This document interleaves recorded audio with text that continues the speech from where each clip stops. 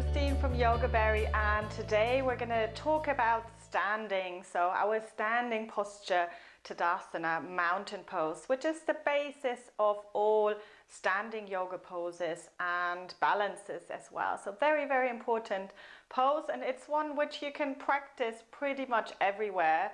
So if you're standing at the bus stop, if you're waiting in line at the supermarket, if you have a couple of minutes at home, if you're cooking, if you're doing anything else, then that's your pose to practice. So no excuse. I have to say, however, it is very useful to sometimes practice it without your socks on, just with bare feet and on a yoga mat, which has quite a nice grip, but don't let that kind of hold you back. You can still practice it anywhere else. So what I want you to do is just kind of stand as you normally would and then walk on the spot a little bit, walking, and then stop. And then look down at your feet and notice if there's one foot turned out and one foot turned in, or any imbalances here. So for me, the right foot would turn out naturally because I have my main curve is in the lumbar spine, so has something to do that, and hip imbalances sometimes has something to do with that as well. So I want you to even out your feet.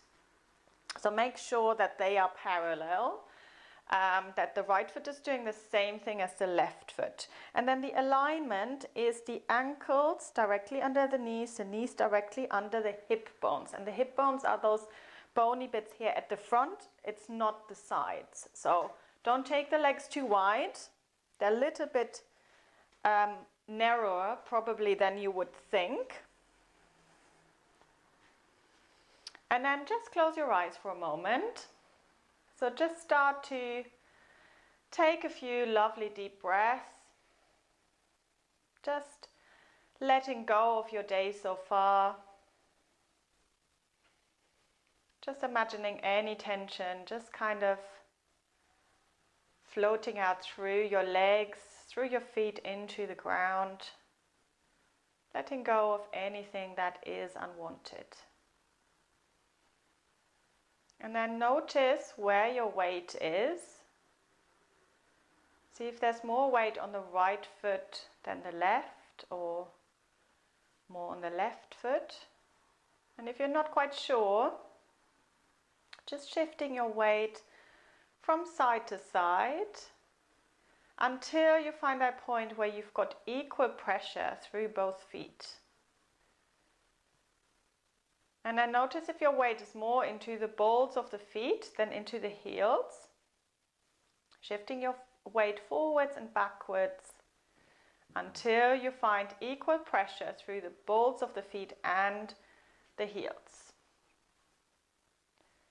Good, and then open your eyes and look down to your feet, see if anything has changed. If one foot has kind of been naughty and turned itself out again, bring it back in. And then lift up your toes, and I really want you to spread your toes. So imagine they are your fingers. If you can spread them really, really wide, and you might notice that your fingers are actually mirroring your feet, so they're actually starting to do the same thing. And then place them down on the mat one by one, starting from the little toe, so little toe exercise. So the more we kind of wear our shoes throughout the day, the feet can get squashed into the shoes. But very, very important to keep our toes active. It's going to help you so much with your posture.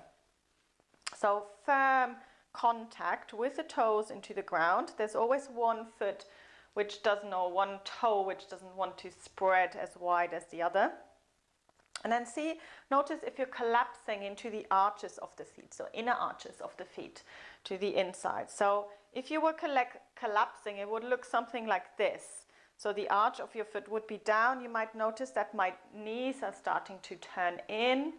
So what I'm trying to do is lift those inner arches. So I'm pressing down a little bit more through the outer edges of the feet, still keeping the big toes down. And you will notice how this starts to energize the legs, and especially the inside of the legs.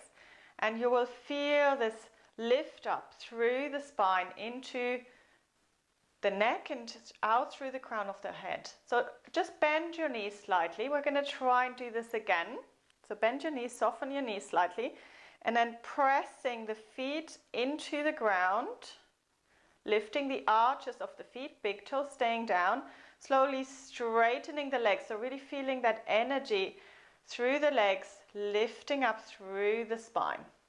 So what it does, we're going to do it one more time, is we're going to give weight into the ground, and this giving weight into the floor will create this rebound effect, which is going to travel all through, up through the spine, out through the crown of the head. So as if you want to grow a little bit taller.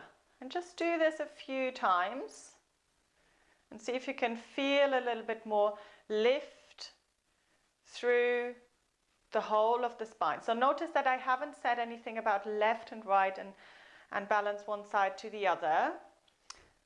And I just want you to practice this without a mirror and just kind of noticing, see if you can find your inner point of balance, so where you're really pressing down through both feet. And you might just notice that if you do look in the mirror, that you look a little bit more balanced, a little bit more even, just by kind of creating that beautiful posture from the feet up.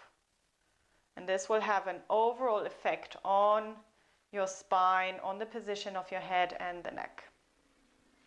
So a right thoracic curve, or thoracic curve in general, what you might find is that if you have quite a big hump on the right side, for example, taking this as an example, what you could do is turn your right palm out. So you're externally rotating that right arm. So you're kind of flattening the hump side a little bit, and then just creating a little bit more space on the left. So just for a few breaths. It looks a little bit weird, but that's okay. It's for breathing purposes. So imagine you're breathing into the left side of the thoracic spine a little bit more. And then relax. Good. So this is a good practice to start with. If you want to start practicing the mirror or mix it up a little bit, have a look in the mirror, notice any imbalances, if you're collapsing into one side more, and see if this giving weight into the ground helps you to just lift up a little bit more and even yourself out a little bit more. So from the side, let's just look at this from the side. When we're straightening up, I don't want you to think about being like a stick and being really stiff, standing like a soldier. That's not what we're trying to do. So we still want those beautiful curves, natural curves in the spine to be present. So outward curve here at the sacrum, inward curve at the lumbar spine, outward curve at the thoracic spine, and then another inward curve at the back of the neck. So if this is exaggerated and you have quite a rounded upper spine, for example, the head will probably come forward. There could be all sorts of kind of imbalances going on. If you start to press your weight into the ground, so give your weight into the floor, feel this inner lift up, just notice what happens to my posture. So there's this kind of rearranging of the spine, lifting up through the crown of the head. And this might feel quite difficult to begin with because some of the muscles are really weak and some of the muscles are overworked, so they're strong. So it takes a lot of time. And then see if you can just feel a little bit more balance. So this is really what it's all about. It's not always about what it looks like to somebody else, but it's what it feels like for you internally. Do you feel balanced or do you feel out of balance? And this can be a practice which is completely different from one day to the other. So please do have a go. Let me know how it goes, how you're finding it, and then we can build on this and introduce some more standing postures for you.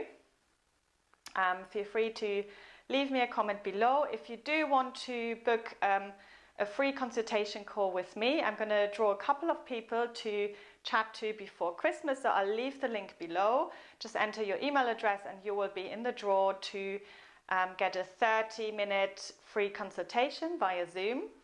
And that's it. So I hope to see you very soon. I'm getting ready for Christmas, as you can see. Christmas tree is ready. But I'll still be around for the next couple of weeks with my videos. Friday afternoon is chatting on Facebook Live if you're in the Facebook group. Again, I will leave the link below if you want.